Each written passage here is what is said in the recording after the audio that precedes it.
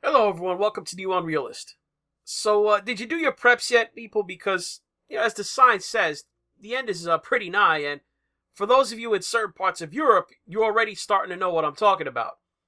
I started that intro montage with images of empty shelves in food stores because I think people still don't get just how fast this phenomenon is happening when coronavirus takes hold in a country. Most of us in the Western world, we've never experienced a condition of scarcity in our lifetimes, apart from some people in areas hit by like severe natural disasters, like Louisiana after Hurricane Katrina, Puerto Rico after Hurricane Maria, or Florida after. Well, just pick any hurricane. You lose track of them over the years. It was not even a few days ago that things were situation normal in Italy. I mean, today though, good luck finding a box of crackers or a can of Vienna sausages. The shelves are empty.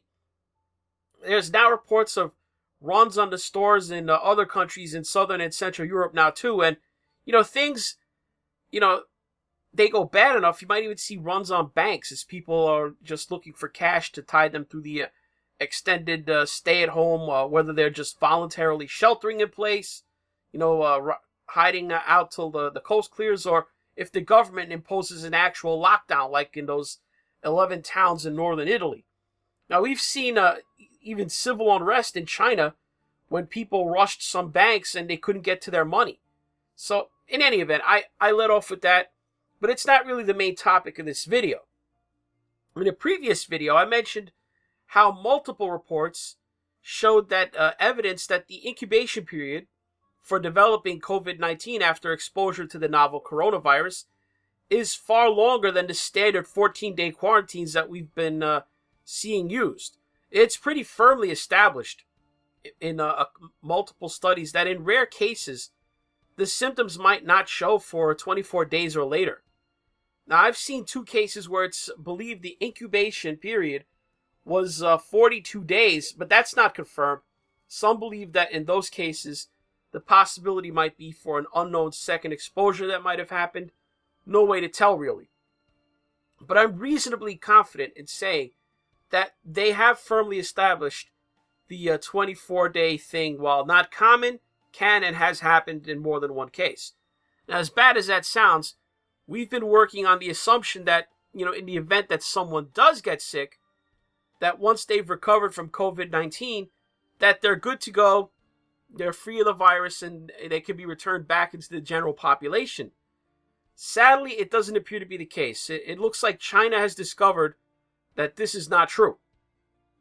It would appear that in a not statistically insignificant number of cases, recovered patients tested after they've been declared healthy again, they're using the more accurate anal swab method in China now, in some of these places.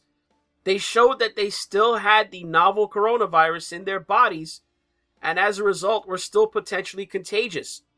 So as the name of this video suggests, China is now requiring all people in Wuhan who were declared recovered from COVID-19 to have to go back into quarantine for an additional 14 days on top of the 14 days they already had to go through.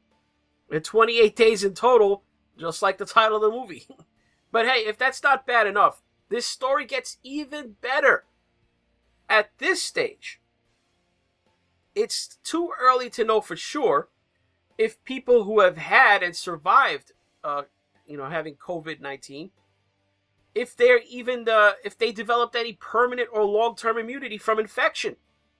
In the case of the related SARS epidemic, the coronavirus that this one is related to, broke out in 2002 and 2003. They did find that in the patients that recovered, high levels of immunity. And, basically if you got the disease, if you fought it off, you got a high level of immunity to it. But that immunity doesn't appear to be lifelong. According to Associate Professor Su Li Yang, he heads the infectious diseases program at National University of Singapore's Saw Swee Hock School of Public Health.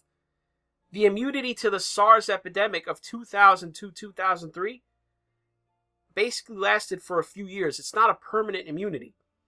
And the disease has only been discovered for a little over what now? A little over 2 months, really. No one's had COVID-19, survived it, and recovered, and then been exposed to it again after a certain number of months or years pass.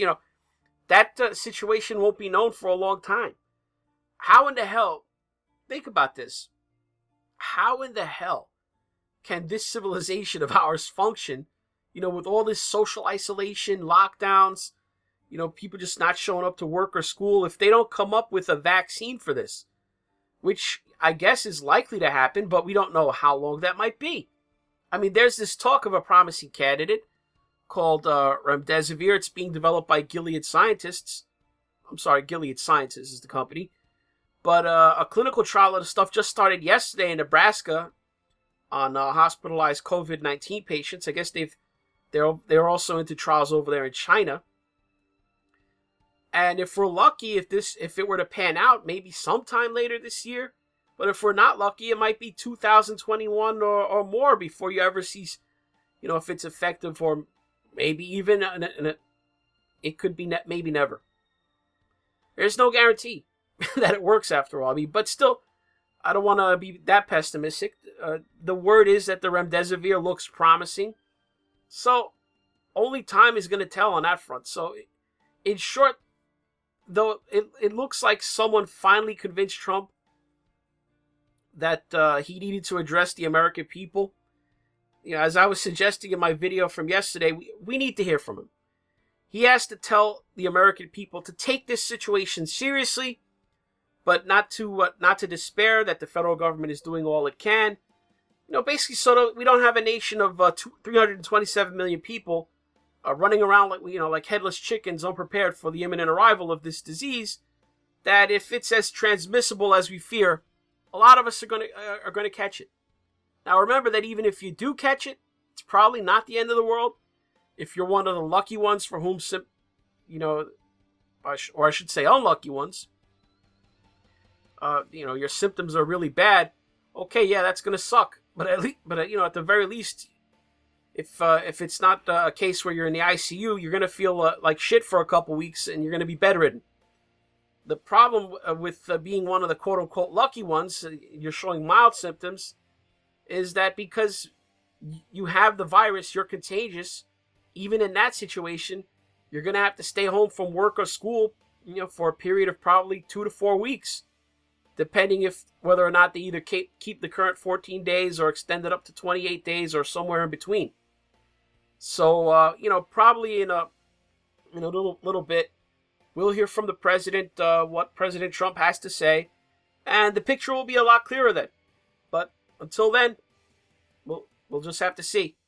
That's all for this NeoUnrealist. If you want to help the channel, do me a favor, hit like for this video, leave a comment below, mash down on the subscribe button if you're not already subbed to the channel, and click on the notification bell beside it. Put it on the all setting to keep up with newer content. But if you want to contribute directly to the channel, you want to toss your hard-earned dollars or euros into the tip jar, follow the links below to Patreon, Subscribestar, or PayPal. If you watch this on BitChute, you can just click on the green tip pledge button on the video player. Most importantly, though, thanks for watching. Because it's a fantastic... Your chief of staff. If you get a cough, please leave the room.